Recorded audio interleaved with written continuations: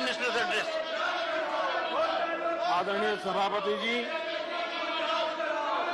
मैं उन सभी सदस्यों का भी आभार व्यक्त करता हूं जिन्होंने इस चर्चा में भाग लिया, अपनी कल्पना के अनुसार चर्चा को विस्तार देने का प्रयास भी किया और इसलिए मैं सदन में हिस्सा लेने और चर्चा में हिस्सा लेने वाले सभी आदरणीय सदस्यों का धन्यवाद करता हूं। आदरणीय सभापति जी, ये सदन राज्यों का सदन है। बीते दशकों में अनेक बुद्धिजीवियों ने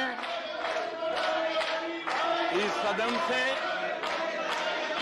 देश को दिशा दी है, देश का मार्गदर्शन किया। इस सदन में अनेक साथी ऐसे हैं जो अपने व्यक्तिगत जीवन में भी बहुत कुछ सिद्धियां प्राप्त की हुई हैं, अपने व्यक्तिगत जीवन में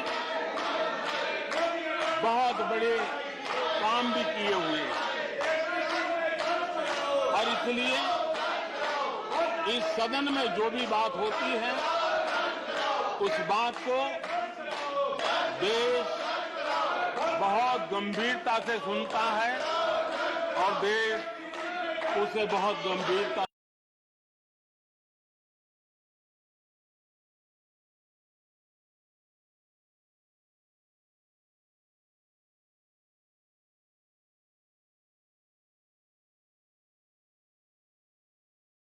सदस्यों को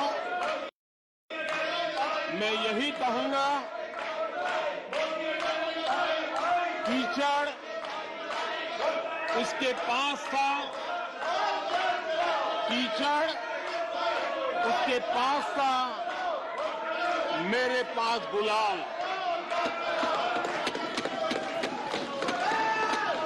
कीचड़ उसके पास था, मेरे पास गुलाल। जो भी जिसके पास था उसने दिया उछाल।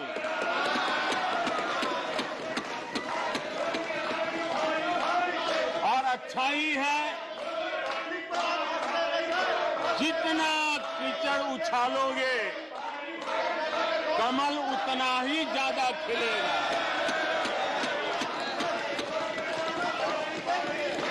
और इसलिए कमल खिलाने में आपका प्रत्यक्ष परोक्ष जो भी योगदान है, इसके लिए मैं उनका भी आभार व्यक्त करता हूं।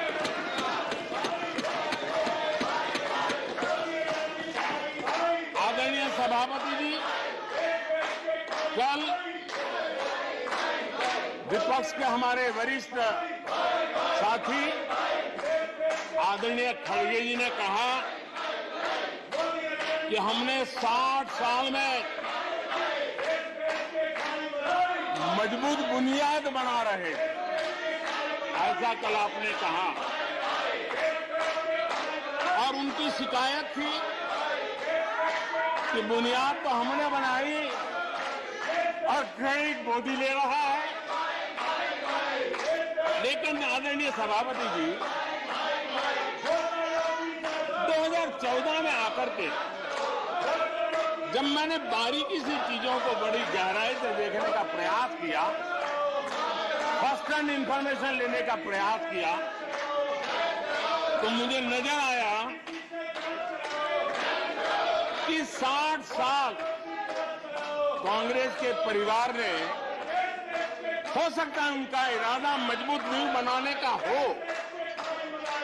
मैं उस पर कोई टिप्पणी करना नहीं चाहता, लेकिन 2014 के बाद आकर के मैंने देखा कि उन्होंने गड्ढे ही गड्ढे कर दिए थे।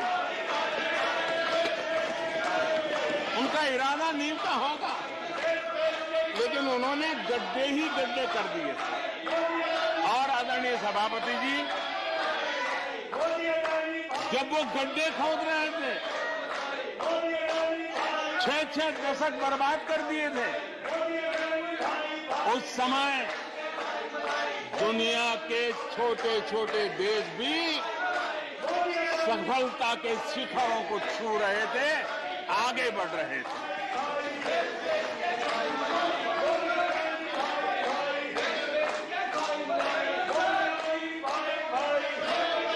आदरणीय सभापति जी, उनका तो वो साल इतना अच्छा माहौल था कि पंचायत से लेकर के पार्लियामेंट तक उन्हीं की दुनिया चलती थी।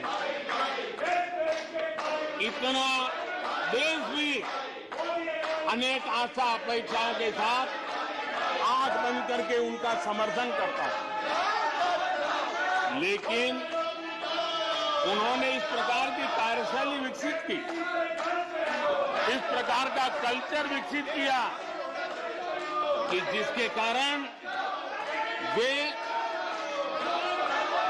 एक भी चुनौती का परमानेंट सॉल्यूशन करने का न कभी सोचा, न कभी उनको सूझा, न कभी उन्होंने प्रयास किया।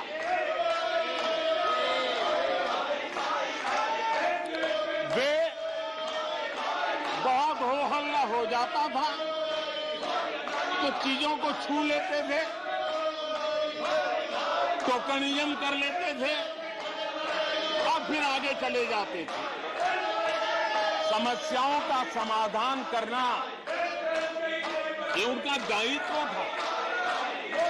देश की जनता समस्याओं से जूझ रही थी, देश की जनता देख रही थी कि समस्या का समाधान कितना बड़ा लाभ कर सकता है, लेकिन उनकी प्रायोरिटीज अलग थी, उनके इरादे अलग थे और उसके कारण किसी भी बात का परमानेंट सॉल्यूशन का प्रयास नहीं किया।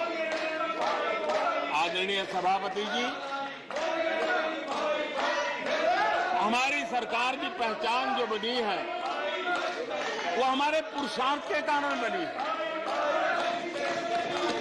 एक के बाद उठाए गए कदमों के कारण बनी हुई, और आज हम परमानेंट सॉल्यूशन की दिशा में आगे बढ़ते रहे हैं।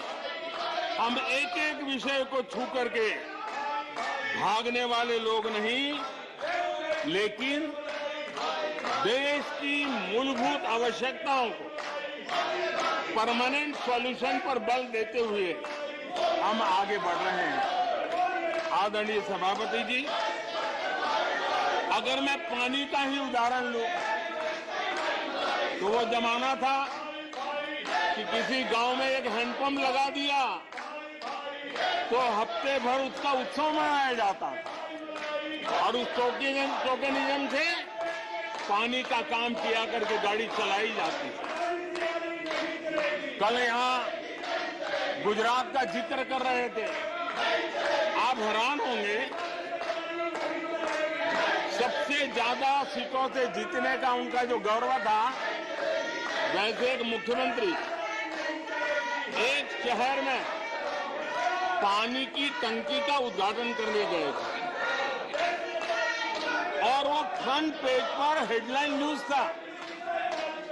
यानी समस्याओं का टोकनिज्म क्या होता है, कैसे टाला जाता है, ये कल्चर देश ने देखा है। हमने भी पानी की समस्या को सुलझाने के लिए रास्ते अपनाए। हमने जल संरक्षण, जल सिंचन हर पहलू पर ध्यान दिया। हमने कैच द रेन अभियान से जनता को जोड़ा। इतना ही नहीं, आजादी के पहले से अब तक हम सरकार में आने तब तक सिर्फ 3 करोड़ घरों तक नल से जल मिलता था। आदरणीय सभापति जी, पिछले 3-4 साल में आज 11 करोड़ घरों को नल से जल मिल रहा है। भारत पानी की समस्या जो हर परिवार की समस्या होती है, जीवन में उसके बिना चल नहीं सकता, और भविष्य के संभावनाओं को भी देखते हुए हमने उसके समाधान के रास्ते चुने। आदरणीय सभापति जी, मैं एक और विषय पर भी जाना चाहता हूं। Empowerment of common people. बैंकों का राष्ट्रीयकरण हुआ था, इस बात से हुआ था कि गरीबों को बैंकों का अधिकार मिले, ऐसी बहानेबाजी की गई थी। लेकिन इस बैंक देश के आधे से अधिक लोग बैंक से दरवाजे तक नहीं पहुंच पाए। हमने परमानेंट सॉल्यूशन निकाला और जनधन अकाउंट का अभियान चलाया, बैंकों को मोटिवेट किया, ऑन बोर्ड लिया। पिछले 9 साल में ही 48 करोड़ जनधन बैंक खाते खोले गए। इसमें 32 करोड़ बैंक खाते ग्रामीण और कस्बों में हुए हैं, यानी देश के गांव तक प्रगति की मिसाल को ले जाने का प्रयास हुआ। कल खड़गे जी शिकायत कर रहे थे कि मोदी जी बार बार मेरे चुनावी क्षेत्र में आते हैं। वो कह रहे थे मोदी जी कलबुर्गी आ जाते हैं।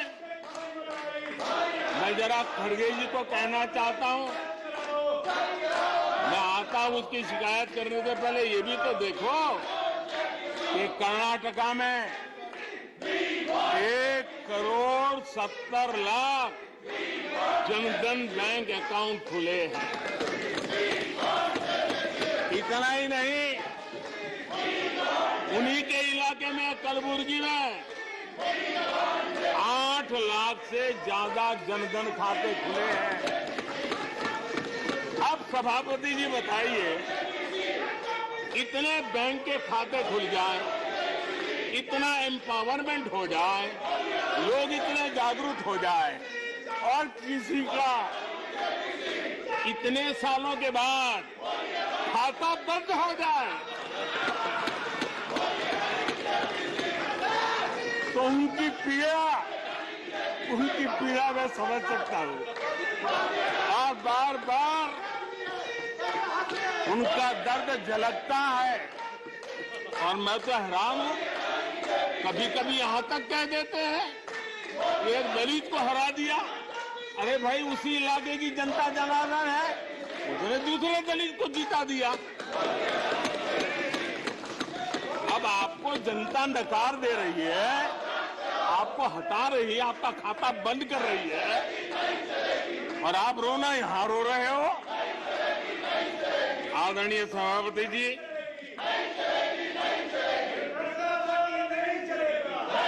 जनधन, आधार, मोबाइल, ये जो त्रिशक्ति है, और उसने सीधा डायरेक्ट बेनिफिट ट्रांसफर, उस योजना के तहत पिछले कुछ वर्षों में 27 लाख करोड़ रुपया इस देश के नागरिकों के बैंक खातों में ट्रांसफर किया, हितधारकों के खातों में ट्रांसफर किया है। और मुझे खुशी है कि डायरेक्ट बेनिफिट ट्रांसफर, ये टेक्नोलॉजी का उपयोग करने के कारण इस देश के 2 लाख करोड़ रुपए से ज्यादा पैसे जो किसी इकोसिस्टम के गलत हाथों में जाता था वो बच गया है। देश की बहुत बड़ी सेवा की है। और मैं जानता हूं जिस इकोसिस्टम के सागरितों को, चेले चपाटों को जो 2 लाख करोड़ की ऐसी फायदे मिलते रहते थे, उनका चिल्लाना भी बहुत स्वाभाविक है।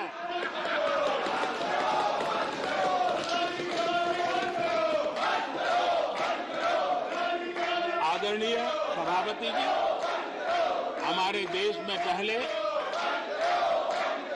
परियोजनाएं अटकाना, लटकाना, भटकाना, ये उनकी कार्य संस्कृति का हिस्सा बन गया था। यही उनका कार्य करने का तरीका बन गया था। ईमानदार टैक्स पेयर की गाढ़ी कमाई, उसका नुकसान होता था। हमने टेक्नोलॉजी का प्लेटफॉर्म तैयार किया, पीएम गति शक्ति मास्टर प्लान लेकर के आए और 1600 लेयर में डेटा के माध्यम से इंफ्रास्ट्रक्चर को, प्रोजेक्ट्स को गति देने का काम हो रहा है। जो योजनाएं बनाने में महीनों लग जाते थे, वो आज सप्ताहों के भीतर भीतर उसको आगे बढ़ा दिया जाता है, क्योंकि आधुनिक भारत के निर्माण के लिए इंफ्रास्ट्रक्चर का महत्व हम भली भांति समझते हैं, स्केल का भी महत्व समझते हैं, स्पीड का भी महत्व समझते हैं और टेक्नोलॉजी के माध्यम से परमानेंट सॉल्यूशन और परमानेंट एस्पिरेशन का एड्रेस करने का प्रयास आदरणीय सभापति जी हम कर रहे हैं। आदरणीय सभापति जी, कोई भी जब सरकार में आता है तो देश के लिए कुछ करने के वादे करके आता है, जनता का कुछ भला करने के वादे करके आता है, लेकिन सिर्फ भावनाएं व्यक्त करने से बात बनती नहीं है। आप कह दें कि हम ऐसा चाहते हैं, हम ऐसा चाहते हैं, जैसे कभी कहा जाता था गरीबी हटाओ, 4 दशक हो गए, हुआ कुछ नहीं। इसलिए विकास की गति क्या है, विकास की नीयत क्या है, विकास की दिशा क्या है, विकास का प्रयास क्या है, परिणाम क्या है, ये बहुत मायने रखता है। सिर्फ आप कहते रहे कि हम भी कुछ करते थे, इतने से बात बनती नहीं है। आदरणीय सभापति जी, जबकि हम जनता को उनकी प्राथमिकताओं के आधार पर, उनकी आवश्यकताओं, और जब जनता की इतनी बड़ी आवश्यकताओं के लिए मेहनत करते हैं तो हम पर दबाव भी बढ़ता है, हमें मेहनत भी ज्यादा करनी पड़ती है, हमें परिश्रम भी ज्यादा करना पड़ता है। लेकिन हमने, जैसे महात्मा गांधी जी कहते थे, श्रेय और प्रेय, हमने श्रेय का रास्ता चुना है, प्रिय लग जाए आराम कर लें, वो रास्ता हमने नहीं चुना है। मेहनत करनी पड़ेगी तो करेंगे, दिन रात खपाना पड़ेगा तो खपाएंगे, लेकिन जनता जनार्दन के एस्पिरेशन को चोट नहीं पहुंचने देंगे और उसके एस्पिरेशन सिद्धियों में परिवर्तित हो जाए और देश विकास की यात्रा को पार करे, इसके लिए हम काम करते रहेंगे। इन सपनों को लेकर के चलने वाले हम लोग हैं और हमने वो करके दिखाया। आदरणीय सभापति जी, अब आप देखिए, देश आजाद हुआ तब से 2014 तक 14 करोड़ एलपीजी कनेक्शन थे और लोगों की मांग भी थी। लोग सांसदों के पास जाते थे कि हमें एलपीजी कनेक्शन मिल जाए, और उस समय 14 करोड़ घरों में था, डिमांड भी कम थी, प्रेशर भी कम था, आपको गैस लाने के लिए खर्चा भी नहीं करना पड़ता था, आपको गैस पहुंचाने के लिए व्यवस्था, आप भी मजे में, चलती थी गाड़ी, काम होता नहीं था, लोग इंतजार करते रहते थे। लेकिन हमने सामने से होकर के तय किया कि हर घर को एलपीजी कनेक्शन देंगे। हमें मालूम था कि हम कर रहे हैं, हमें मेहनत करनी पड़ेगी, हमें मालूम था हमें धन खर्च करना पड़ेगा, हमें मालूम था हमें दुनिया भर से गैस लाना पड़ेगा। ये सब दबाव की संभावना जानने के बावजूद भी हमारी प्राथमिकता मेरे देश का नागरिक था, हमारी प्राथमिकता हमारे देश के सामान्य लोग थे, और इसलिए हमने 32 करोड़ से ज्यादा परिवारों के पास गैस कनेक्शन पहुंचाए। नया इंफ्रास्ट्रक्चर खड़ा करना पड़ा, धन खर्चना पड़ा। आदरणीय सभापति जी, इस एक उदाहरण से आप समझ सकते हैं कि हमें कितनी मेहनत करनी पड़ी होगी, लेकिन हमने आनंद के साथ, संतोष के साथ, गर्व के साथ इस मेहनत को किया, और मुझे खुशी है कि सामान्य मानवी को उसका संतोष मिला। इससे बड़ा एक सरकार के लिए संतोष क्या हो। आदरणीय सभापति जी, आजादी के अनेक दशकों के बाद भी इस देश में 18,000 से ज्यादा गांव ऐसे थे जहां बिजली नहीं पहुंची थी,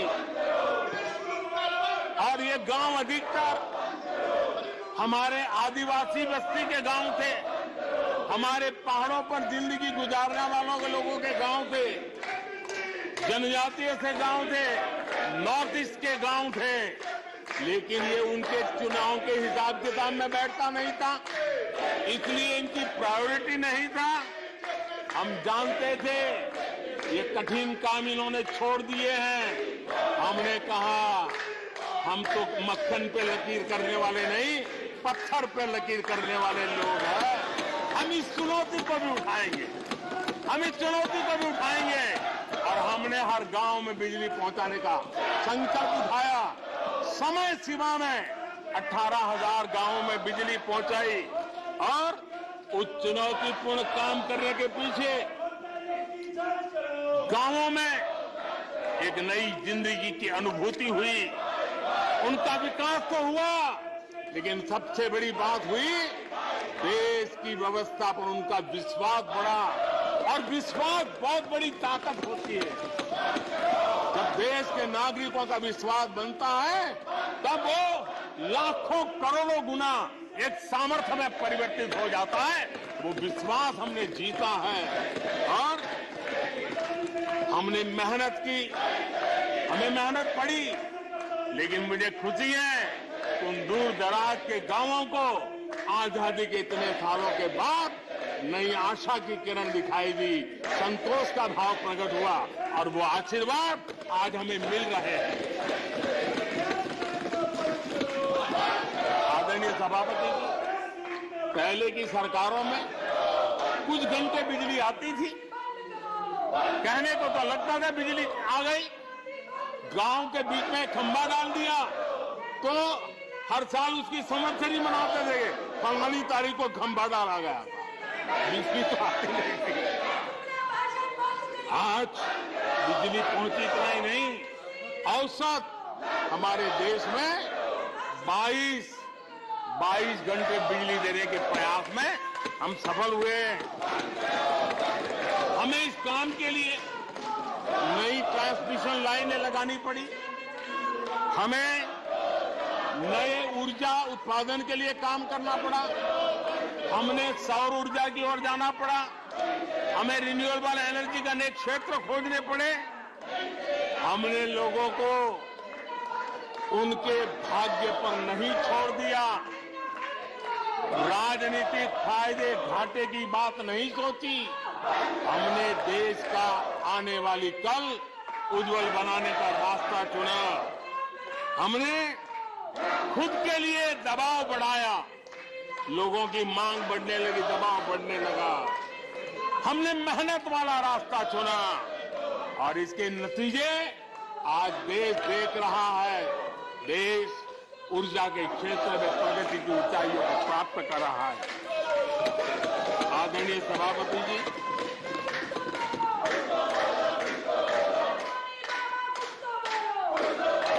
हमने आजादी के अमृत काल में एक बहुत बड़ा हिम्मत भरा कदम उठाया। मैं जानता हूं ये आसान नहीं है, हमें बहुत मेहनत करनी पड़ेगी और वो रास्ता हमने चुना है सैचुरेशन का। हर योजना के जो लाभार्थी हैं 100% लाभ कैसे पहुंचे, 100% लाभार्थियों को लाभ पहुंचे, बिना रोक टोक के लाभ पहुंचे। और मैं कहता हूं अगर सच्चा पंथ निरपेक्षता है तो यही है, सच्चा सेक्युलरिज्म है तो यही है। और सरकार उस राह पर बड़ी ईमानदारी के साथ चल पड़ी है। अमृत काल में हमने सैचुरेशन का संकल्प लिया है। 100% लाभार्थियों तक पहुंचने का भाजपा एनडीए सरकार का ये संकल्प है। आदरणीय सभापति जी, ये 100% वाली बात, ये सैचुरेशन वाली बात देश की अनेक समस्याओं का समाधान तो है ही। उस नागरिक की समस्याओं का समाधान इतना ही नहीं है, देश की समस्याओं का समाधान है। एक ऐसी नई कार्य संस्कृति को लेकर के हम आ रहे हैं जो देश में मेरा तेरा अपना पराया उन सारे भेदों को मिटाने वाला रास्ता है। सैचुरेशन वाला हम लेकर के आए। सैचुरेशन तक पहुंचने का मतलब होता है भेदभाव की सारी गुंजाइशें खत्म करना। जब डिस्क्रिमिनेशन रहता है तब करप्शन को भी संभावना मिलती है। कोई कहेगा मुझे जल्दी दो, तो कहता है इतना दोगे तो दूंगा, लेकिन 100% जाना है तो उसको विश्वास होता है भले इस महीने मुझे नहीं पहुंचा, 3 महीने के बाद पहुंचेगा, लेकिन पहुंचेगा, विश्वास बढ़ता है। ये तुष्टीकरण की आशंकाओं को समाप्त कर देता है। फलानी जाति को मिलेगा, फलाने परिवार को मिलेगा, फलाने गांव को मिलेगा, फलानी बिरादरी को मिलेगा, फलाने पंथ संप्रदाय वालों को मिलेगा, ये सारी तुष्टीकरण की आशंकाओं को खत्म कर देता है। स्वार्थ के आधार पर लाभ पहुंचाने की प्रवृत्ति को पूरी तरह खत्म कर देता है और समाज के आखिरी व्यक्ति को, जो आखिरी पंक्ति में खड़ा हुआ व्यक्ति है और महात्मा गांधी जिसकी हमेशा वकालत करते थे, उसके अधिकारों की रक्षा इसके अंदर समाहित होती है और हम उसको सुनिश्चित करते हैं। और सबका साथ सबका विकास, ये मतलब यही है कि 100% उनके हकों को पहुंचाना। जब सरकार की मशीनरी का लक्ष्य हर पात्र व्यक्ति तक पहुंचने का हो तो भेदभाव पक्षपात टिक ही नहीं सकता। इसलिए हमारा ये 100% सेवा अभियान सोशल जस्टिस, सामाजिक न्याय, इसका बहुत बड़ा सशक्त माध्यम है। यही सामाजिक न्याय की असली गारंटी है। यही सच्ची पंथ निरपेक्षता है, यही सच्चा सेक्युलरिज्म है। हम देश को विकास का ये मॉडल दे रहे हैं जिसमें हितधारक सबको उनके हक मिले। देश हमारे साथ है, कांग्रेस को बार बार देश नकार रहा है, लेकिन कांग्रेस और उसके साथी अपनी साजिशों से बाज नहीं आते हैं और जनता ये देख भी रही है और उनको हर मौके पर सजा भी देती रही। आदरणीय सभापति जी, हमारे देश की आजादी में 1857 से लेकर के स्वतंत्र संग्राम का कोई भी दशक उठा लीजिए, हिंदुस्तान का कोई भी भूभाग उठा लीजिए, मेरे देश की आजादी की लड़ाई में मेरे देश के आदिवासियों का योगदान स्वर्णिम पृष्ठ से भरा पड़ा हुआ है। गर्व होता है देश को कि मेरे आदिवासी भाइयों ने आजादी के महात्म्य को समझा था, लेकिन दशकों तक मेरे आदिवासी भाई विकास से वंचित रहे और विश्वास का सेतु तो कभी बन ही नहीं पाया। आशंकाओं से भरी हुई व्यवस्था बनी और उन नौजवानों के मन में बार बार सरकारों के लिए सवाल उठते चले गए, लेकिन उन्होंने सही नियत से काम किया होता, नेक नियत से काम किया होता, आदिवासियों के कल्याण के प्रति समर्पण भाव से काम किया होता, तो आज 21वीं सदी के तीसरे दशक में मुझे इतनी मेहनत नहीं करनी पड़ती, लेकिन उन्होंने नहीं किया। अटल बिहारी वाजपेयी की सरकार थी, पहली बार इस देश में आदिवासियों के विकास के लिए अलग मंत्रालय बना, पहली बार आदिवासियों की कल्याण के लिए, भलाई के लिए, विकास के लिए अलग बजट की व्यवस्था हुई। आदरणीय सभापति जी, हमने 110 जिलों को आकांक्षी जिलों के रूप में आइडेंटिफाई किया, जो विकास में पीछे रह गए, सामाजिक न्याय जैसे महत्व का है, एवं भौगोलिक रूप से भी जो पीछे रह गए हैं उनको न्याय दिलाना उतना ही आवश्यक होता है।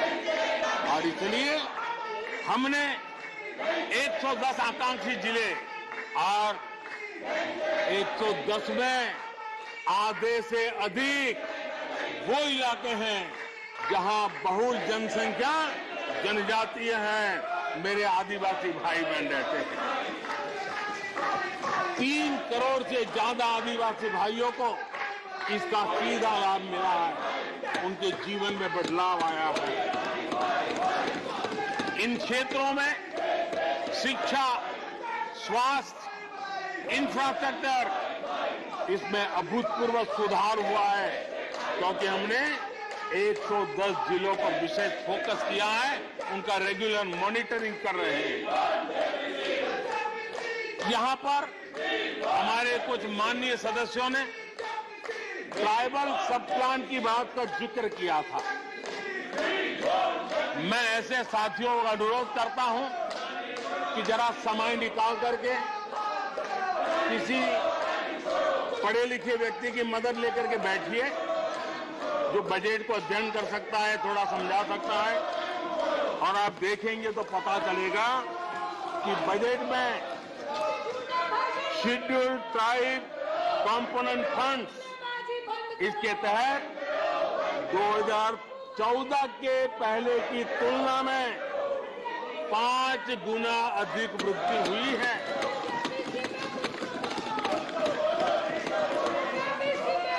आदरणीय सभापति जी, 2014 के पहले जब उनकी सरकार थी, तब एलोकेशन 20-25 हजार करोड़ रुपए के आसपास रहता था। बहुत पुरानी बात नहीं है, सिर्फ 20-25 हजार करोड़ रुपए। आज यहां आकर के गीत गा रहे हैं। हमने आकर के इस वर्ष 1,20,000 करोड़ का प्रावधान किया। हमने बीते 9 वर्षों में हमारे आदिवासी, हमारे जनजातीय भाई बहनों के उज्जवल भविष्य के लिए और बच्चों के उज्जवल भविष्य के लिए 500 नए एकलव्य मॉडल स्कूल स्वीकृत किए हैं और ये 4 गुना ज्यादा बढ़ोतरी है। इतना ही नहीं, स्कूलों में टीचर, स्टाफ, इस बार हमने 38,000 नए लोगों के रिक्रूटमेंट का, हमने भर्ती का इस बजट में प्रावधान किया। आदिवासियों के कल्याण के लिए समर्पित हमारी सरकार ने, मैं जरा आपको फॉरेस्ट राइट एक्ट की बात की तरफ ले जाना चाहता हूं। आदरणीय सभापति जी, देश आजाद होने से लेकर हमारे आने से पहले 2014 के पहले आदिवासी परिवारों को 14 लाख जमीन के पट्टे दिए गए। पिछले 7-8 वर्षों में हमने 7 लाख नए पट्टे दिए। यह अभूतपूर्व काम हुआ है। हमारे आने से पहले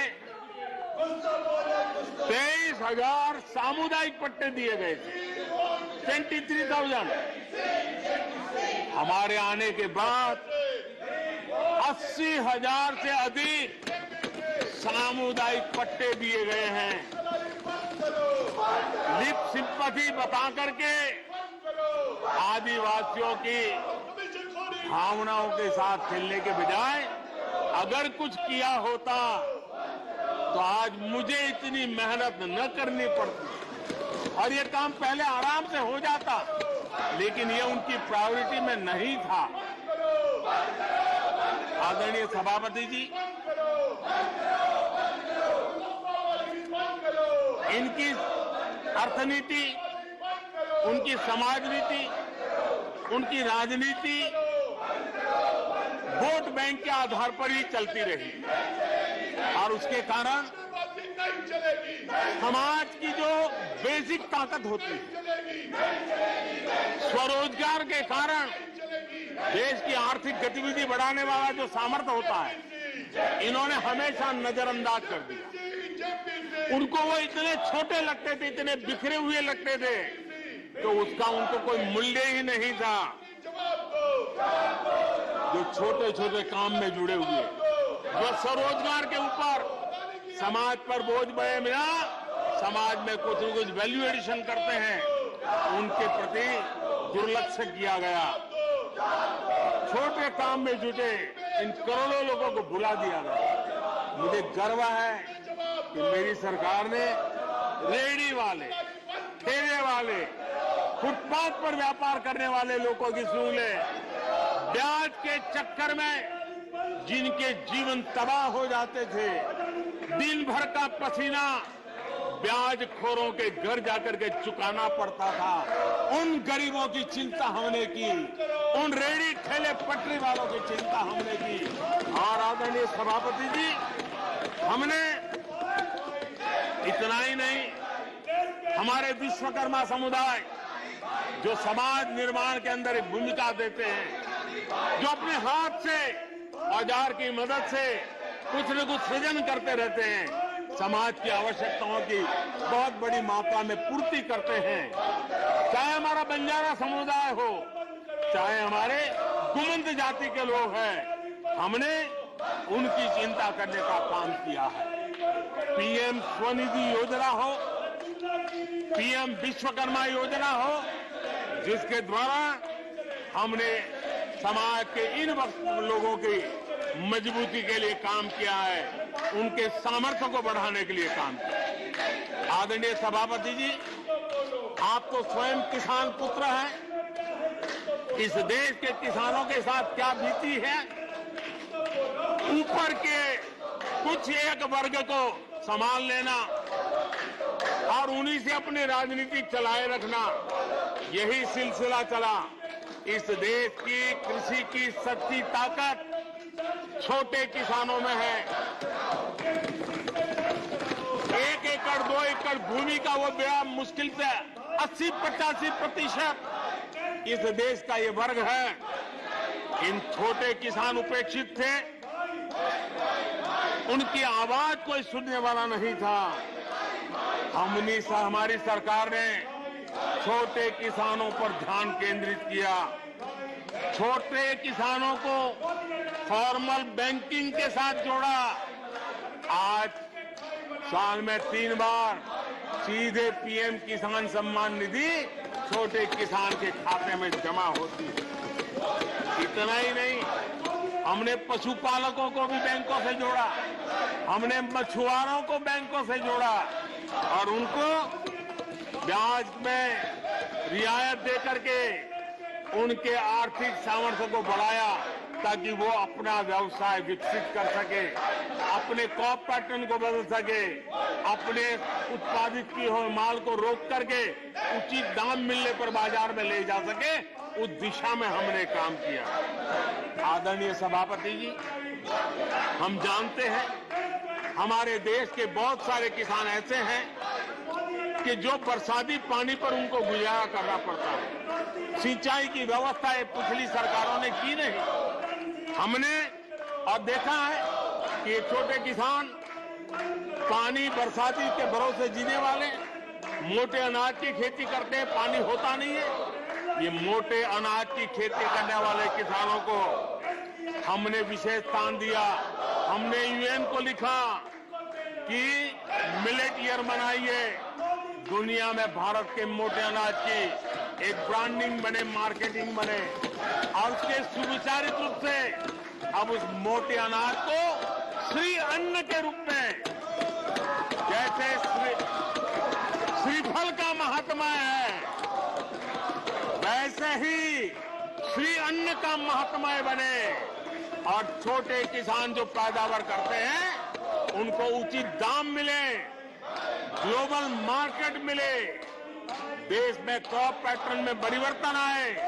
और इतना ही नहीं, ये मिलेट सुपर फूड है, पोषण के लिए बहुत बड़ी ताकत है। हमारे देश के नई पीढ़ी को पोषण की समस्या के समाधान में भी ये काम आए, जो मेरे छोटे किसान को भी मजबूत करेगा। हमने फर्टिलाइजर में भी अनेक नए विकल्प डेवलप किए हैं, उसका भी लाभ मिल रहा है। आदरणीय सभापति जी,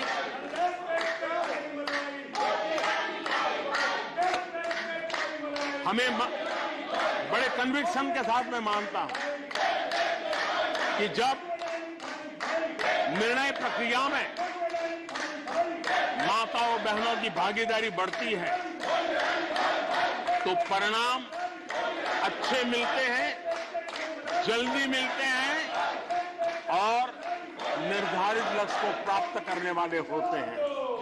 और इसलिए माता बहनों की भागीदारी बढ़े, वे निर्णय प्रक्रिया में हमारे साथ जुड़े, उस दिशा में महिला सशक्तिकरण को लेकर के, महिलाओं के नेतृत्व के विकास के लिए हमारी सरकार ने प्राथमिकता दी है। सदन में हमारे एक माननीय सदस्य ने कहा कि महिलाओं को टॉयलेट देने से क्या महिलाओं का विकास हो जाएगा? हो सकता है उनका ध्यान सिर्फ टॉयलेट पे गया हो, वो उनकी कठिनाई होगी, लेकिन मैं जरा बताना चाहता हूं, मुझे इस बात का गर्व है और मैं गर्व अनुभव करता हूं क्योंकि मैं राज्य में रह करके आया हूं, मैंने गांव में जिंदगी गुजार के आया हूं। मुझे गर्व है कि 11 करोड़ शौचालय बना करके मैंने मेरी माताओं बहनों को इज्जत कर दिया है। मुझे इस बात का गर्व है। हमारी माताओं बहनों, हमारी बेटियों के जीवन चक्र की तरफ जरा नजर करें। हमारी सरकार माताओं बहनों के सशक्तिकरण के लिए कितनी संवेदनशील है, उसकी तरफ मैं जरा ध्यान आकर्षित करना चाहता हूं। और जिनको सिर्फ टॉयलेट पे ही सोच अटक गई थी, वो जरा कान खुल करके सुने, ताकि आगे चलकर ये बताने में उनको सुविधा होगी। गर्भावस्था के दौरान शिशु को पौष्टिक खाना मिले, इसके लिए हमने मातृ वंदना योजना चलाई।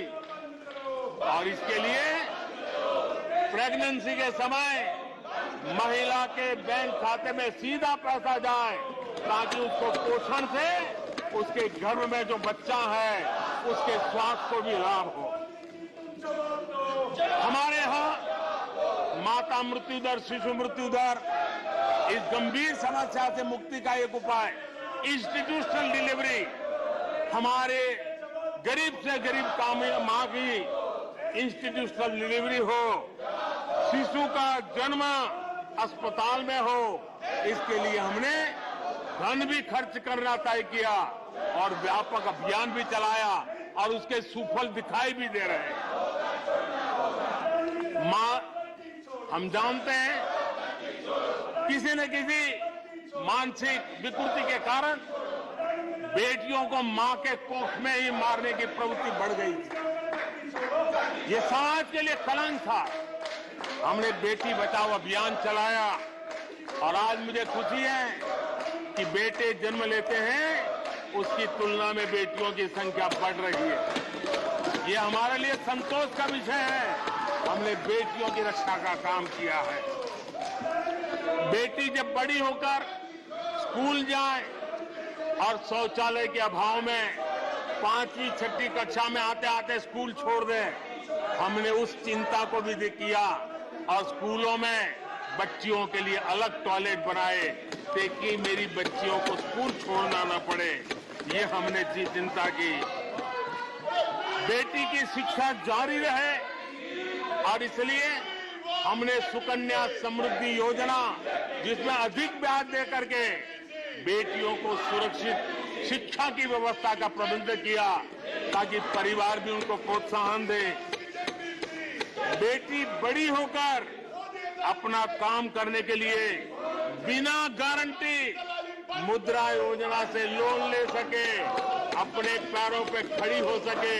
और मुझे खुशी है कि मुद्रा योजना के लाभार्थियों में 70% हमारी माताएं बेटियां हैं। हमने ये काम किया है। मां बनने के बाद भी नौकरी जारी रख सके, इसके लिए मातृत्व अवकाश में हमने वृद्धि की है, वो डेवलप कंट्रियों से भी कभी कभी ज्यादा है। ये काम हमने किया है।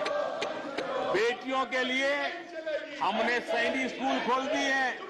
आदरणीय सभापति जी, आप तो स्वयं सैनिक स्कूल के विद्यार्थी रहे हैं। बेटियों को वहां एंट्री नहीं थी, वो काम भी हमने कर दिया। आज सैनिक स्कूलों में मेरी बेटियां पढ़ रही हैं। इतना ही नहीं, हमारी बेटियां अबला नहीं सबला है। वो सेना में जाना चाहती है, अफसर बनना चाहती है। हमने हमारी बेटियों को सेना के दरवाजे भी खोल दिए हैं।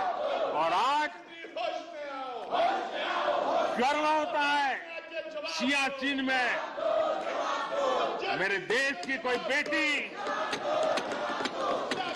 मां भारती की रक्षा करने के लिए तैनात होती है।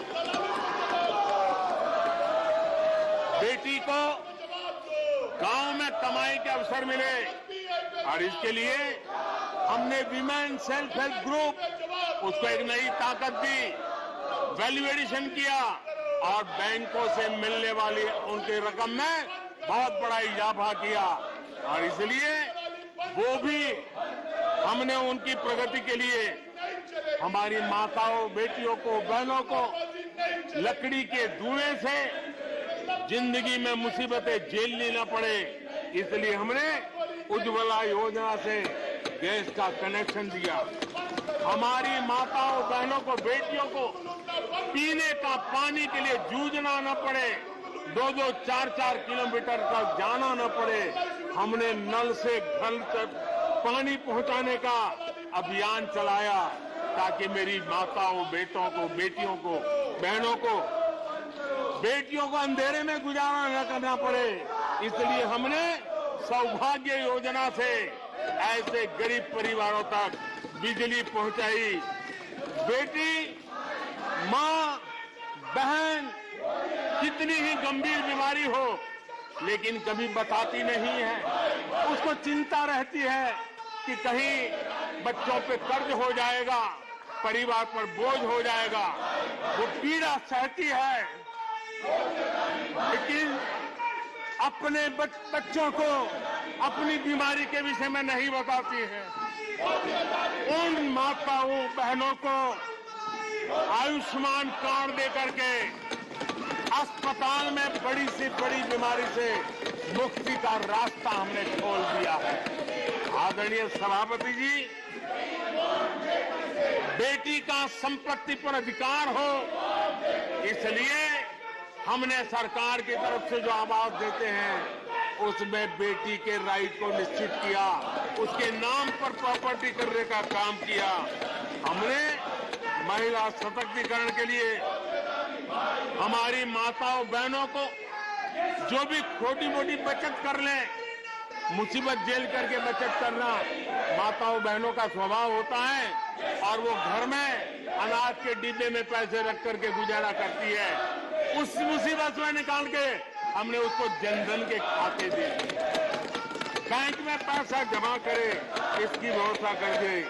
और आदरणीय सभापति जी, इस बजट सत्र के लिए तो गर्व की बात है कि बजट सत्र का प्रारंभ महिला राष्ट्रपति के द्वारा होता है और बजट सत्र का विधिवत प्रारंभ महिला वित्त मंत्री के भाषण में होता है।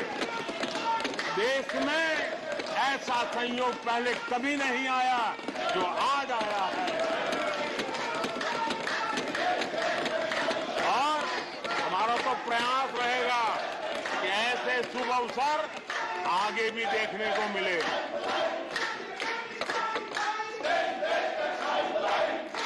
आदरणीय सभापति जी, जब देश को आधुनिक होना है, नए संकल्पों को पार करना है, तो हम साइंस और टेक्नोलॉजी के सामर्थ्य को नकार नहीं सकते। साइंस और टेक्नोलॉजी के महत्व को हमारी सरकार भली भांति समझती है, लेकिन हम टुकड़ों में नहीं सोचते, हम टोकनिज्म में नहीं सोचते हैं। हम साइंस और टेक्नोलॉजी की तरफ से देश को आगे बढ़ाने के लिए हर दिशा में काम कर रहे हैं, सार्वत्रिक प्रयास कर रहे हैं, अनेकविध इनिशिएटिव ले रहे हैं और इसलिए बचपन में साइंटिफिक टेम्परामेंट डेवलप करने के लिए अटल टिंकरिंग लैब, ये वैज्ञानिक सोच के निर्माण के लिए स्कूल के लेवल पर बच्चों को हमने अवसर दिया। उससे थोड़ा आगे निकले, बच्चा कुछ करना शुरू कर ले, तो हमने अटल इंक्यूबेशन सेंटर खड़े किए ताकि कुछ अगर अच्छी प्रगति की है तो उसको वो वायुमंडल मिले, ताकि वो टेक्नोलॉजी में कन्वर्ट करने के लिए वो खोज, वो इनोवेशन काम आ जाए। इसके लिए हमने विज्ञान की इस प्रगति का परिणाम हमने नीतियां बदली। स्पेस के क्षेत्र में अब प्राइवेट भागीदारी का हमने सपना पूरा किया और मुझे खुशी है मेरे देश के नौजवान आज प्राइवेट सैटेलाइट छोड़ने की ताकत रखते हैं। ये साइंस एंड टेक्नोलॉजी, आज स्टार्टअप की दुनिया जो मूलतः साइंस और टेक्नोलॉजी से जुड़ी हुई है, उसमें यूनिकॉर्न की संख्या में आज हम दुनिया में तीसरे नंबर पर पहुंच गए हैं। आदरणीय सभापति जी, आज ये देश गर्व करेगा कि सर्वाधिक पेटेंट इनोवेशन और दुनिया के बाजार में टिकता है पेटेंट, ये सबसे अधिक पेटेंट रजिस्टर करने में आज मेरे देश के नौजवान आगे आ रहे हैं।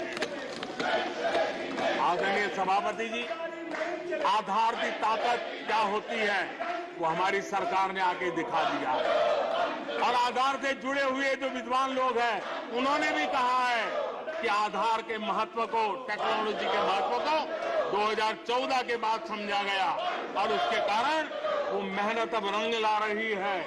हमने देखा है कोविड के काल में कोविन प्लेटफॉर्म 200 करोड़ वैक्सीनेशन और सर्टिफिकेट कोविन का आपके मोबाइल पर विदिन ए सेकंड आ जाता है।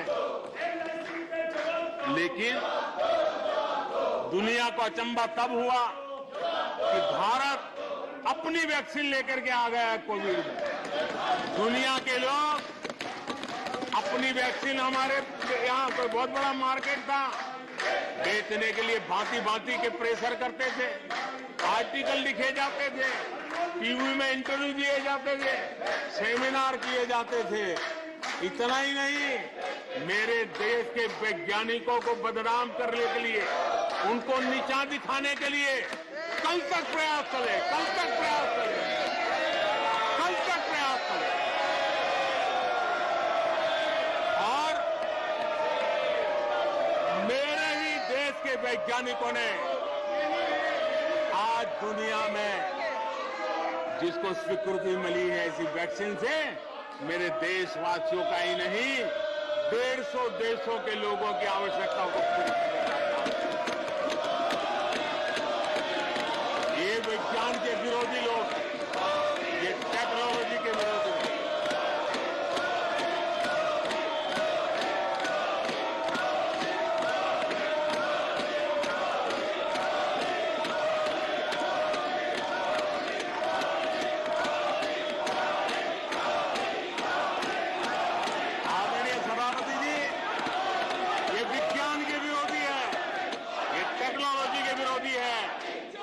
वैज्ञानिकों को बदनाम करने का कोई मौका नहीं छोड़ते।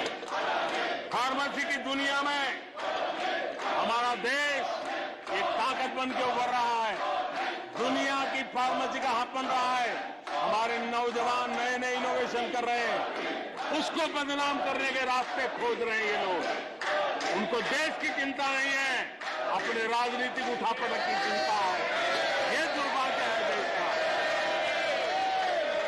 आदरणीय सभापति जी, आज मैं बाली में था, G20 देश के समूह डिजिटल इंडिया इसको समझने के लिए लालायित रहते थे। सक्सेस को पूरी दुनिया ने प्रभावित किया है। डिजिटल लेन देन में आज हिंदुस्तान दुनिया का लीडर बना हुआ है। आदरणीय सभापति जी, हमें खुशी है आज 100 करोड़ से ज्यादा मोबाइल फोन मेरे देशवासियों के हाथ में है। आदरणीय सभापति जी, एक समय था हम मोबाइल इंपोर्ट करते थे, आज गर्व है मेरा देश मोबाइल एक्सपोर्ट कर रहा है। 5G हो, AI हो, IoT हो,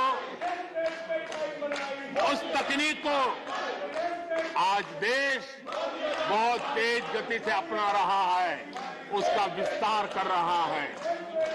ड्रोन, इसका इस्तेमाल सामान्य जीवन में हो, सामान्य नागरिक की भलाई हो, हमने पॉलिसी में वो बदलाव किया और दवाइयां दूर सुदूर इलाकों में ड्रोन से पहुंचाने का काम आज मेरे देश में हो रहा है।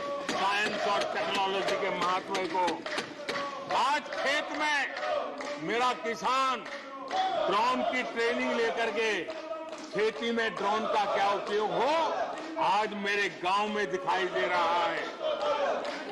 जियो स्पेशल सेक्टर में हमने दरवाजे खोल दिए।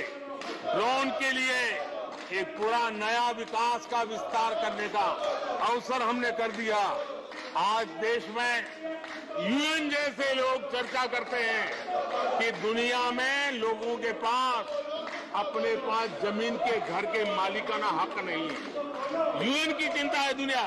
भारत ने ड्रोन की मदद से, स्वामित्व योजना से गांव में, घरों में उसका नक्शा और मालिकी हक देने का काम किया है। उसको कोर्ट कचहरी के चक्करों से और कभी घर बंद हो, कोई आकर के कब्जा कर न ले, सुरक्षा का एहसास दिया है। हमने टेक्नोलॉजी का भरपूर प्रयास कॉमन मैन के लिए करने की दिशा में सफलता पाई है। आज देश टेक्नोलॉजी के क्षेत्र में आधुनिक विकसित भारत के सपने में उसका महत्व हम समझते हैं और इसलिए ह्यूमन रिसोर्स डेवलपमेंट, इनोवेशन, इसका महत्व बहुत है और इसलिए दुनिया की एकमात्र फॉरेंसिक साइंस यूनिवर्सिटी हमारे देश में है। हमने गति शक्ति यूनिवर्सिटी बना करके इंफ्रास्ट्रक्चर की दुनिया में एक नई पहल की है। हमने एनर्जी यूनिवर्सिटी बना करके आज देश रिन्यूएबल एनर्जी के क्षेत्र में एक नया जंप लगाए। अभी से हमारे नौजवान तैयार हो, उस दिशा में हम कर रहे हैं। हमारे देश में टेक्नोक्रेट की तरफ, इंजीनियर्स की तरफ, साइंस की तरफ नफरत करने में कांग्रेस ने अपने शासनकाल में कोई कमी नहीं रखी है और साइंस और टेक्नोलॉजी को सम्मान देने में हमारे कार्यकाल में कोई कमी नहीं रखी है। ये हमारा रास्ता है।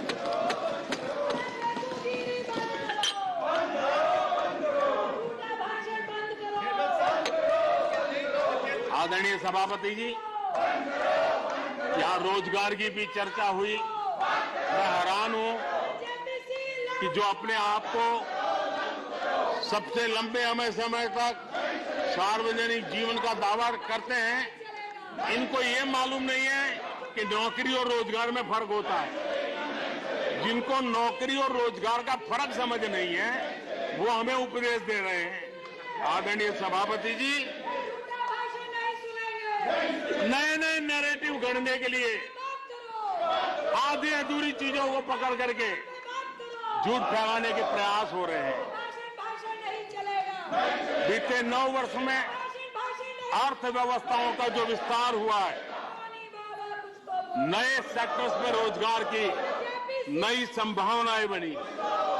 आज ग्रीन इकोनॉमी में देश जिस प्रकार से आगे बढ़ रहा है, उसने ग्रीन जॉब की बहुत बड़ी संभावनाएं धरती पर उतार करके दिखाई है और अधिक संभावनाएं बनी हुई है।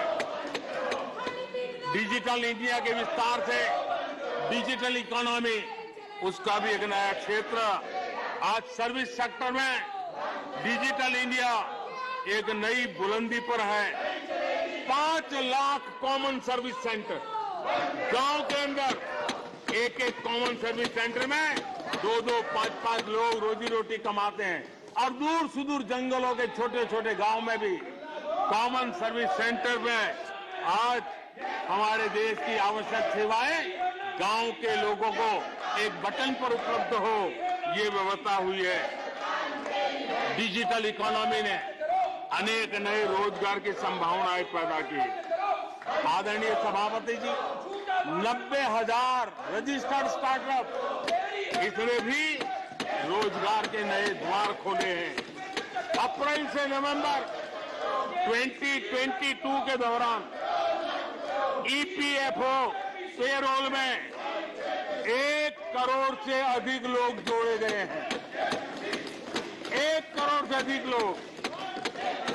आदरणीय सभापति जी, आत्मनिर्भर भारत रोजगार योजना, इसके जरिए 60 लाख से अधिक नए कर्मचारियों का लाभ हुआ है।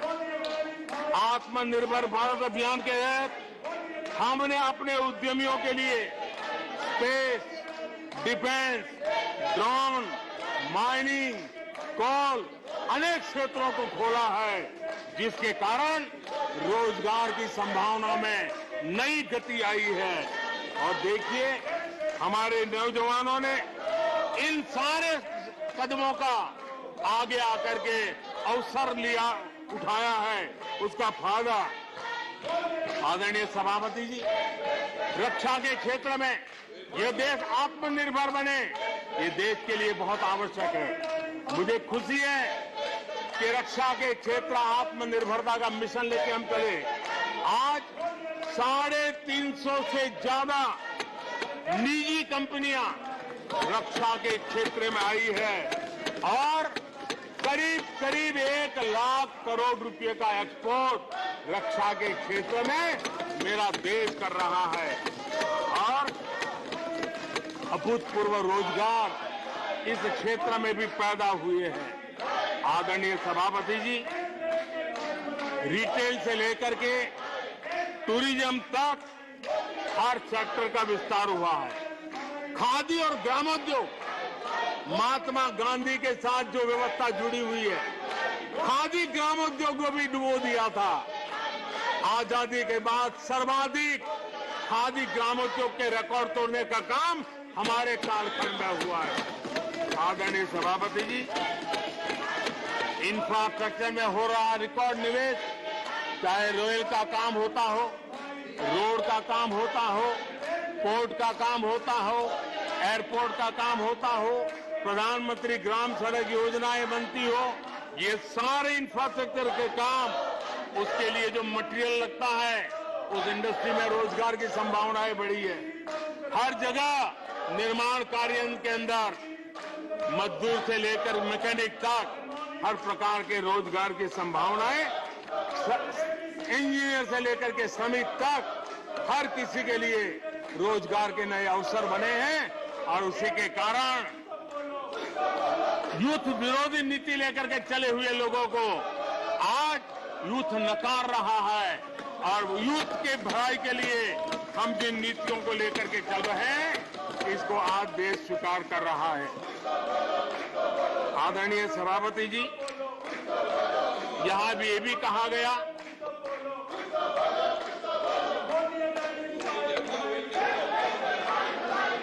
आदरणीय सभापति जी,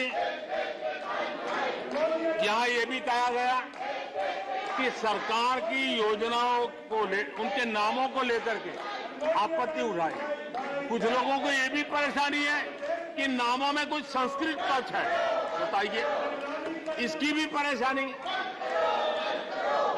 आदरणीय सभापति जी, मैंने किसी अखबार में पढ़ा था, मैं कोई वेरीफाई तो नहीं किया है, और रिपोर्ट कह रही थी 600 जितनी सरकारी योजनाएं सिर्फ गांधी नेहरू परिवार के नाम पे है।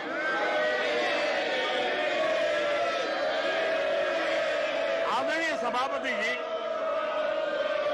किसी कार्यक्रम में अगर नेहरू जी के नाम का उल्लेख नहीं हुआ तो कुछ लोगों के बाल खड़े हो जाते हैं, उनका लहू एकदम गर्म हो जाता कि नेहरू जी का नाम क्यों नहीं दिया। आदरणीय सभापति जी, मैं बहुत आश्चर्य होता है कि चलो भाई, हमसे कभी छूट जाता होगा नेहरू जी का नाम, और छूट जाता होता होगा हम ठीक भी कर लेंगे क्योंकि वो देश के पहले प्रधानमंत्री थे। लेकिन मुझे ये समझ नहीं आता है कि उनकी पीढ़ी का कोई व्यक्ति नेहरू सरनेम रखने से डरता क्यों है। क्या शर्मिंदगी है नेहरू सरनेम रखने से, क्या शर्मिंदगी है। इतना बड़ा महान व्यक्तित्व अगर आपको मंजूर नहीं है, परिवार को मंजूर नहीं है, और हमारा हिसाब मांगते रहते हो। आदरणीय सभापति जी,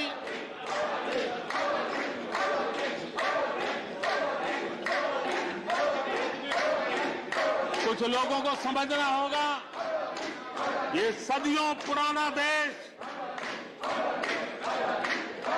सामान्य मानवी के पसीने और पुरुषार्थ से बना हुआ देश, जन जन की पीढ़ियों की परंपरा से बना हुआ देश है।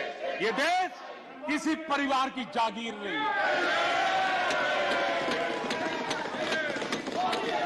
हमने मेजर ध्यानचंद जी का नाम पर खेल रत्न का पुरस्कार कर दिया।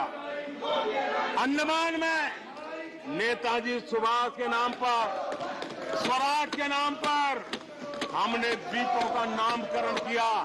हमें गर्व हो रहा है। नेताजी सुभाष बोस के योगदान के लिए देश गर्व करता है, हम गर्व करते हैं। इतना ही नहीं, जो लोग आए दिन हमारे देश की सेना को नीचा दिखाने का मौका नहीं छोड़ते, हमने इन द्वीपों को परमवीर चक्र प्राप्त करने वाले सेनानियों के नाम कर दिया। आने वाली सदियों तक कोई हिमालय की चोटी एक एवरेस्ट व्यक्ति के नाम पर एवरेस्ट बन गई। मेरे द्वीप समूह मेरे परमवीर चक्र विजेता मेरे देश के सेनानियों के नाम कर दिया। ये हमारी श्रद्धा है, ये हमारी भक्ति है और उसको लेकर के हम चलते हैं। आदरणीय और इससे आपको तकलीफ है और तकलीफ व्यक्त भी हो रही है। हर एक की तकलीफ व्यक्त करने के रास्ते अलग होंगे। हमारा रास्ता है सकारात्मक। कभी कभी अब ये सदन है, एक प्रकार से राज्यों का महात्मा है। हम पर ऐसे भी आरोप लगाए जाते हैं कि हम राज्यों को परेशान करते हैं। आदरणीय सभापति जी, मैं लंबे अरसे तक राज्य का मुख्यमंत्री रह करके आया। फेडरलिज्म का क्या महत्व होता है वो भली बातें समझता है, उसको जी करके आया हूं और इसलिए हमने कोऑपरेटिव कॉम्पिटिटिव फेडरलिज्म पर बल दिया है। आओ हम पर्दा करें, हम आगे बढ़े, हम सहयोग करें, हम आगे बढ़े, उस दिशा में हम चले हैं। हमने हमारी नीतियों में नेशनल प्रोग्रेस का भी ध्यान रखा है और रीजनल एस्पिरेशन को भी एड्रेस किया है। National progress and regional aspiration, इसका परफेक्ट कॉम्बिनेशन हमारी नीतियों में दिखा है, क्योंकि हम सब मिलकर के 2047 तक एक विकसित भारत का सपना पूरा करने के लिए चल पड़े हैं। लेकिन जो लोग आज विपक्ष में बैठे हैं, उन्होंने तो राज्यों के अधिकारों की धज्जियां उड़ा दी। जरा मैं कच्चा चिट्ठा आज खोलना चाहता हूं।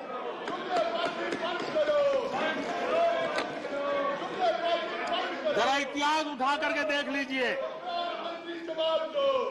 वो कौन पार्टी थी, वो लोग कौन सत्ता में बैठे थे जिन्होंने आर्टिकल 356 का सबसे ज्यादा दुरुपयोग किया।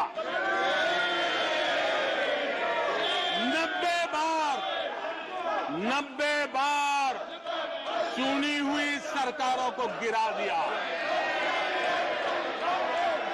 कौन है वो? कौन है जिन्होंने किया? कौन है जिन्होंने किया? कौन है जिन्होंने किया? इतना ही नहीं सभापति जी, एक प्रधानमंत्री ने आर्टिकल 356 का 50 बार उपयोग किया, आधी सेंचुरी कर दी। वो नाम है श्रीमती इंदिरा गांधी का। 50 बार सरकारों को गिरा दिया। केरल में आज जो लोग इनके साथ खड़े हैं, जरा याद कर लीजिए, थोड़ा बार माइक लगा दीजिए। केरल में वामपंथी सरकार चुनी गई, जिसे पंडित नेहरू पसंद नहीं करते थे। कुछ ही कालखंड के अंदर चुनी हुई पहली सरकार को गिराते थे। आज आप वहां खड़े हैं, आपके साथ क्या हुआ था जरा याद कीजिए। आदरणीय सभापति जी, जरा डीएमके के मित्रों को भी बताता हूं, तमिलनाडु में एमजीआर और करुणानिधि जैसे दिग्गजों की सरकारें, उन सरकारों को भी इन्हीं कांग्रेस वालों ने बर्खास्त कर दिया।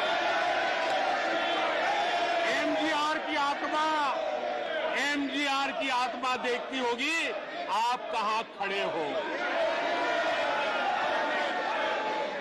यहां पर पीछे बैठे हैं इस सदन के वरिष्ठ सदस्य और जिनको मैं हमेशा एक आदरणीय नेता मानता हूं, श्रीमान शरद पवार जी। 1980 में शरद पवार जी का आयु 35-40 साल की थी। एक नौजवान मुख्यमंत्री महाराष्ट्र की सेवा करने के लिए निकला था, उनकी सरकार को भी गिरा दिया गया और आज वो वहां है। आज वो वहां है। हर क्षेत्रीय नेता को उन्होंने परेशान किया और एनटीआर के साथ क्या किया। यहां कुछ लोग आज कपड़े बदले होंगे, नाम बदला होगा, ज्योतिषियों की सूचना के अनुसार नाम बदला होगा, लेकिन कभी वो भी उनके साथ थे। उस एनटीआर की सरकार को, और वो तबीयत के लिए अमेरिका गए थे, अपने हेल्थ के लिए गए थे। आपने एनटीआर की सरकार को गिराने का प्रयास किया। ये कांग्रेस की राजनीति का स्तर था। आदरणीय सभापति जी, अखबार निकाल के देख लीजिए, हर अखबार लिखता था कि राजभवनों को कांग्रेस के दफ्तर बना दिए गए हैं, कांग्रेस के हेडक्वार्टर बना दिए गए। 2005 में झारखंड में एनडीए के पास ज्यादा सीटें थी, लेकिन गवर्नर ने यूपीओ को शपथ के लिए बुला लिया था। 1982 में हरियाणा में भाजपा और देवीलाल के पास प्री पोल उनका एग्रीमेंट था, उसके बावजूद भी गवर्नर ने कांग्रेस की सरकार के लिए निमंत्रण कर दिया था। ये कांग्रेस के पाप, और आज देश को गुमराह करने की बातें कर रहे हैं। आदरणीय सभापति जी, मैं एक बात को जानना चाहता हूं, मैं एक गंभीर विषय की ओर अब ध्यान देना भी चाहता हूं। महत्वपूर्ण विषयों को मैंने स्पर्श किया है, और आज देश में आर्थिक नीतियों की जिनको समझ नहीं है, जो 24 घंटा राजनीति के सिवाय कुछ सोचते नहीं है, जो सत्ता के खेल खेलना यही जिनको सार्वजनिक जीवन का काम दिखता है, उन्होंने अर्थनीति को अनर्थ नीति में परिवर्तित कर दिया। मैं उनको चेतावनी देना चाहता हूं, और मैं इस सदन की गंभीरता के साथ उनसे कहना चाहता हूं कि अपने रिस्पेक्टिव स्टेट को जाके समझाएं कि ये गलत रास्ते पर न चले जाएं। हम हमारे पड़ोस के देशों का हाल देख रहे हैं कि वहां पर क्या हाल हुआ है, अनाप शनाप कर्ज लेकर के किस प्रकार के देशों को डुबो दिए गए। आज हमारे देश में भी तत्कालीन लाभ के लिए अगर भुगतान करेगा तो आने वाली पीढ़ी करेगी। हम तो कर्ज करो जीपीओ वाला खेल आने वाला देखेगा। ये कुछ राज्यों ने अपनाया है, वो उनका तो तबाह कर देंगे, देश को भी बर्बाद कर देंगे। अब देश अब कर्ज के तले दबते जा रहे हैं। ये देश आज दुनिया में उनको कर्ज देने के लिए कोई तैयार नहीं है। ये मुसीबतों से गुजर रहे हैं। मैं राजनीतिक वैचारिक मतभेद हो सकते हैं, दलों के विषय में एक दूसरे के प्रति टीका टिप्पणी हो सकती है, लेकिन देश की आर्थिक सेहत के साथ खिलवाड़ मत कीजिए। आर्थिक सेहत के साथ खिलवाड़ मत कीजिए। आप ऐसा कोई पाप मत कीजिए जो आपके बच्चों के अधिकारों को छीन ले और आज अपना मौज कर लें और बच्चों के नसीब में बर्बादी छोड़ के चले जाए। ऐसा करके न जाए। आज आपको पॉलिटिकली सूट कर, मैंने तो देखा एक मुख्यमंत्री ने बयान दिया कि भाई अब ठीक है, मैं तो निर्णय करता हूं, अभी मुसीबत मुझे कहां आएगी, 2030-32 के बाद आएगी, जो आएगा वो भुगतेगा। क्या कोई देश ऐसे चलता है क्या? लेकिन ये जो वृत्ति बन रही है वो बहुत चिंता का विषय है।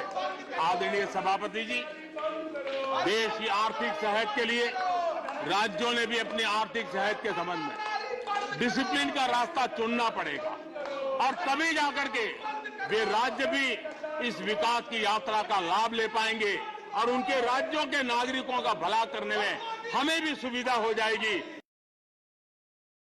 ताकि हम उन तक लाभ पहुंचाना चाहते हैं। आदरणीय सभाजी जी, 2047 में यह देश विकसित भारत बने, ये हम सबका संकल्प है, 140 करोड़ देशवासियों का संकल्प है।